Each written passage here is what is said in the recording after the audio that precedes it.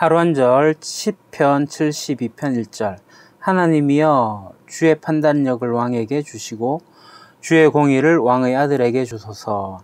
하느님 임금에게 올바른 통치력을 주시고 임금의 아들에게 정직한 마음을 주소서. 솔로몬의 시. 하나님 왕에게 주의 판단력을 주시고 왕의 아들에게 주의 의를 내려주셔서. Psalm chapter 72 of Solomon. Endow the king with your justice, O God, the royal son with your righteousness. 솔로몬의 시입니다. 72편.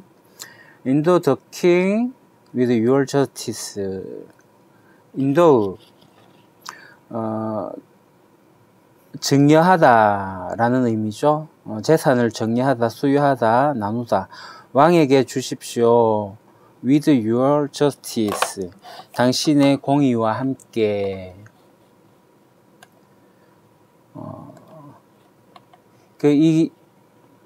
Endow A with B. 이게 이제 수거로 사용이 돼요. 그러면은, A에게, B를 주다. 이런 의미가 돼요. 왕에게, 이것을 주다.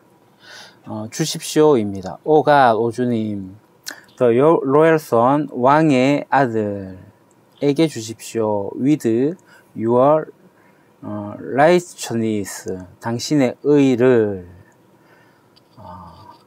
오늘 본문은요, 솔로몬의 시입니다.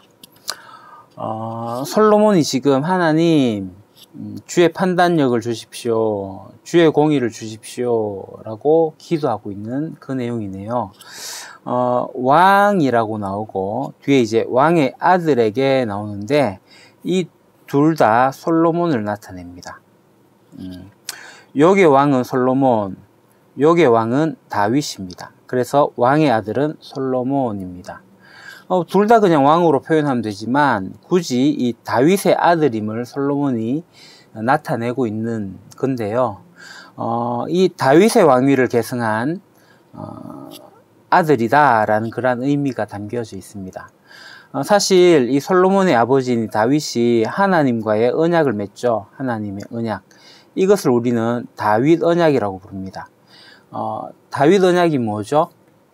이 다윗을, 그러니까 다윗의 계승자, 그러니까 다윗의 후손들로 말미암아서 신정 이스라엘, 신정 왕국 이스라엘의 왕으로 삼아서 이 나라를 견고하게 한다라는 그 언약이 바로 이 다윗의 언약이에요. 그 다윗의 아들에게 달라, 그러니까 솔로몬, 자기에게 달라는 거죠. 그리고 좀 더 넓은 의미를 보면 이 왕에게 주고 이 다윗의 뒤를 잇게 되는 그 후손들 모두를 표함해서 그들에게 이러한 판단력과 공의를 달라라는 표현이기도 합니다. 솔로몬은 그 왕권이 이 후손에게로도 순조롭게 이어져 내려가기를 바라고 있는 거죠. 이 다윗 언약은 다윗 후손들에게 있어서 분명히 하나님의 은혜였습니다. 그러나 이 언약을 지속적으로 누리기 위해서 이 언약의 대상인 이 다윗의 대를 잇는 왕들에게 이 언약에 합당한 삶, 성실한 삶이 요구가 되었는데요. 오늘 본문에는 그 최소한의 요구가 나오고 있죠. 그것이 바로 주의 판단력이고 주의 공의입니다. 그러니까 솔로몬이 이 판단력과 공의를 주시기를 간구하고 있는 거예요. 판단력, 미슈파데카라라고 하는데요. 미슈파트라는 정의, 재판, 이란 단어입니다. 법정에서 판결을 내리는 그러한 표현이 미슈파트인데요. 당시에 왕은, 지금의 우리는 대통령이라는 입법, 행정, 그리고 사법, 이게 이제 다 나누어져서 3권이 분립되어 있지만 그때 왕은 이 모든 것들이 왕에게로 다 되어지죠. 왕이 재판도 하게 돼 있었어요. 왕이 최고의 위치에서 재판관으로서의 일을 감당하죠. 그래서 우리는 솔로몬의 재판을 잘 알고 있습니다. 왕이 전반적으로 통치를 하게 되는 것, 그것을 얘기하는 거예요. 그래서 이 통치가 바로 주의 통치, 주의 판단력, 그러니까 하나님의 뜻을 잘 분별하고 그 의로운 통치를 실현할 수 있도록 강구하고 있는 거예요.